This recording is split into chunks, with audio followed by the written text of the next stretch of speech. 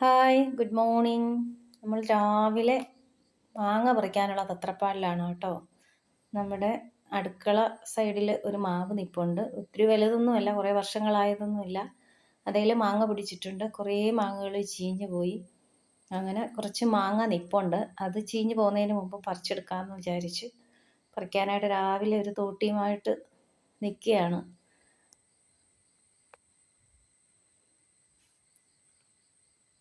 അവസാനം നമ്മൾ മാങ്ങ പറിച്ചെടുത്തിട്ടുണ്ട്. മാങ്ങയെല്ലാം കഴുകി വൃത്തിയാക്കി കൊണ്ട് വച്ചേക്കുവാണ്. കുറേ മാങ്ങ കിട്ടി. ഇനി മാങ്ങയൊന്നുമില്ല, മാങ്ങയെല്ലാം തീർന്നു ഇപ്രാവശ്യത്തെ. നമ്മുടെ പൂച്ചയുടെ കുഞ്ഞുങ്ങളാണ്.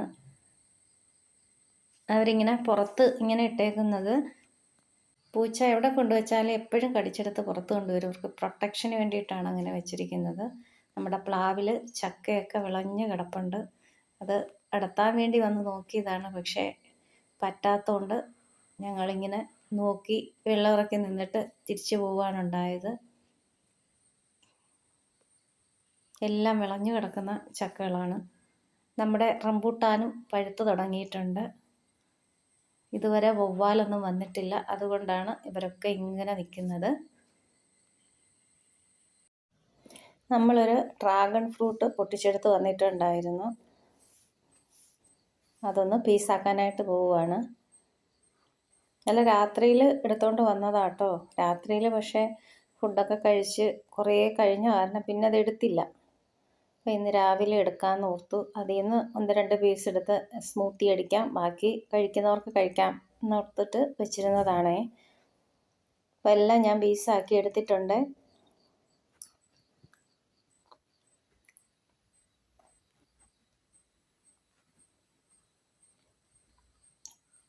എല്ലാം ഒരു പ്ലേറ്റിലേക്ക് ഇറക്കി വെക്കുകയാണ്. കുറേ ഡ്രാഗൺ ഫ്രൂട്ട്സ് നമ്മൾ പറിച്ചെടുത്തിട്ടുണ്ടായിരുന്നു. ഒത്തിരി കിട്ടി നമുക്ക്. നമ്മുടെ ഇവിടെ പിടിക്കുന്നതെല്ലാം അത്യാവശ്യം മധുരമുള്ള ഡ്രാഗൺ ഫ്രൂട്ട് തന്നെയാണ്. കടകളിൽ നിന്ന് മേടിച്ചിട്ടുള്ളപ്പോൾ അത്രയും മധുരം എനിക്ക് തോന്നിയിട്ടില്ല. പക്ഷേ ഇപ്പോൾ മഴയായപ്പോഴേക്കും കുറച്ച് മധുരം കുറഞ്ഞിട്ടുണ്ടോ എന്നൊരു സംശയം. അതിൽ നിന്ന് 2-3 പീസ് ഞാൻ എനിക്ക് സ്മൂത്തിക്ക് വേണ്ടിയിട്ട് എടുക്കുകയാണ്.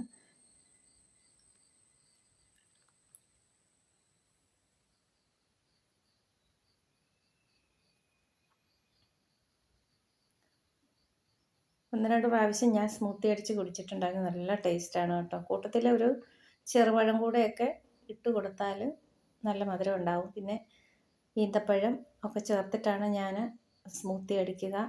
അപ്പം ഇന്നത്തെ എൻ്റെ ബ്രേക്ക്ഫാസ്റ്റ് ഈ സ്മൂത്തി ആയിരിക്കും. ഇനി ഒരു ചെറുപഴം കൂടെ ഞാനതിലേക്ക് ഇടുകയാണ്. ചെറിയ കഷ്ണങ്ങളാക്കി കട്ട് ചെയ്തിട്ടാണ് ഇടുന്നത്. പിന്നെ ഏത് സ്മൂത്തി ഉണ്ടാക്കിയാലും അതിൽ എൻ്റെ മെയിൻ ഇൻഗ്രീഡിയൻ്റ് ആണ് ഓട്സ്.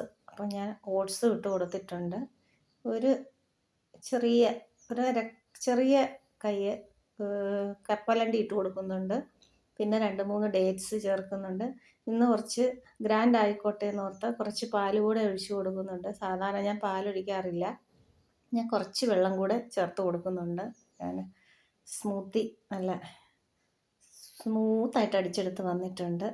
ഒരു ഗ്ലാസ്സിലേക്ക് പകരുകയാണ്.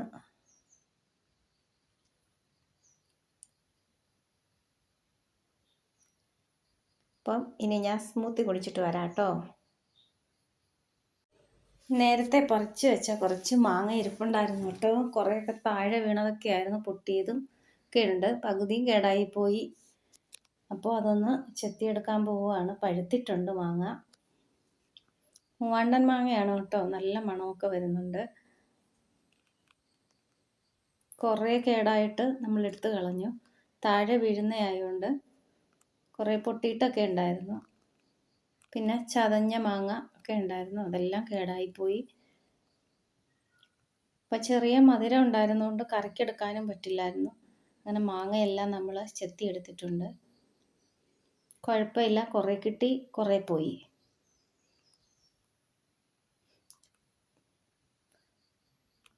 ഈ മൂവാണ്ടൻ മാങ്ങയിൽ പുഴുവും കയറാനുള്ള സാധ്യതയുണ്ട്. അങ്ങനെ കുറേ മാങ്ങ പുഴു കയറിയും പോയിട്ടുണ്ട് പഴുത്ത് കഴിഞ്ഞപ്പോഴേക്കും. അപ്പോൾ നമ്മുടെ മാങ്ങ റെഡി ആയിട്ടുണ്ട്. അപ്പോൾ ഇന്ന് ഫുള്ള് പഴങ്ങൾ കൊണ്ട് ആറാട്ടായിരുന്നു രാവിലെ നേരം വെളുത്തപ്പം മുതൽ.